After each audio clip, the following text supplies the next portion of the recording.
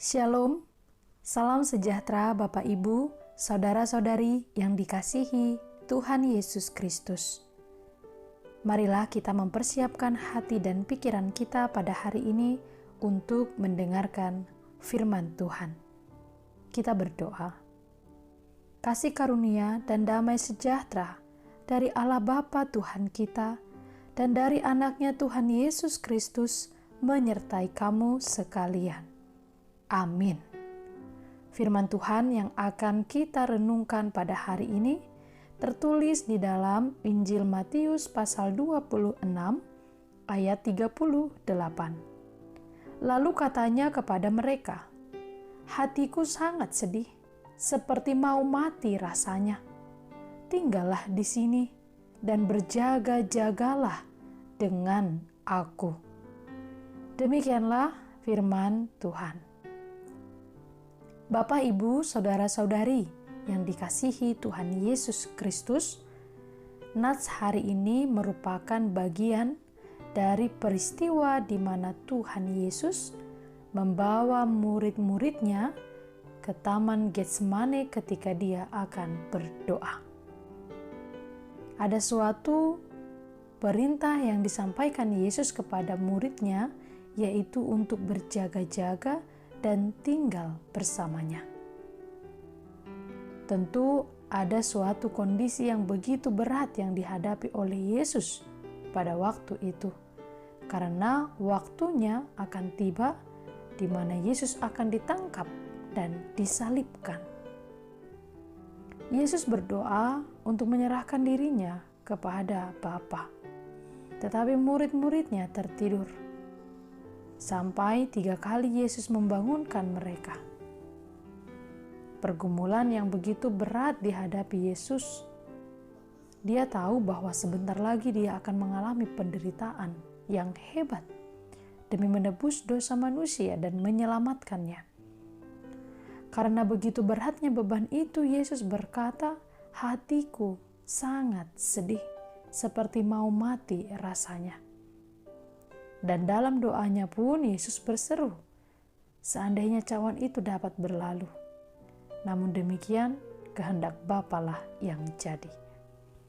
Saudara-saudari yang dikasihi Tuhan Yesus Kristus, melalui Nats hari ini Yesus mengingatkan kita agar senantiasa berjaga-jaga.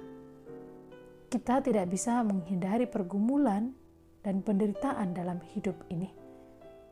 Karena itu, yang penting untuk kita lakukan di dalam konteks berjaga-jaga menghadapi pergumulan atau penderitaan dalam hidup ini, yang pertama adalah berdoa kepada Tuhan.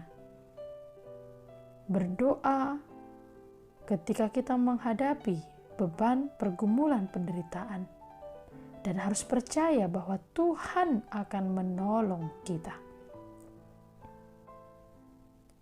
Yesus mengajarkan kepada kita agar kita berdoa setiap saat, secara khusus tatkala Yesus menghadapi pergumulan, beban berat.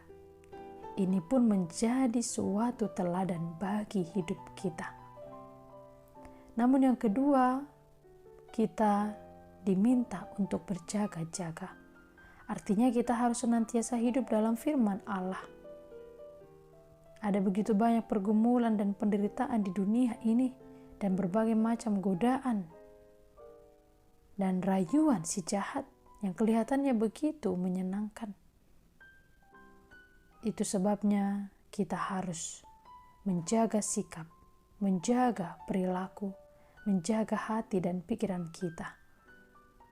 Dan yang ketiga, tatkala kita menghadapi segala beban yang berat, Nats hari ini juga mengajak kita, biarlah kita menyerahkan kepada Allah kehendak Allah yang harus terjadi.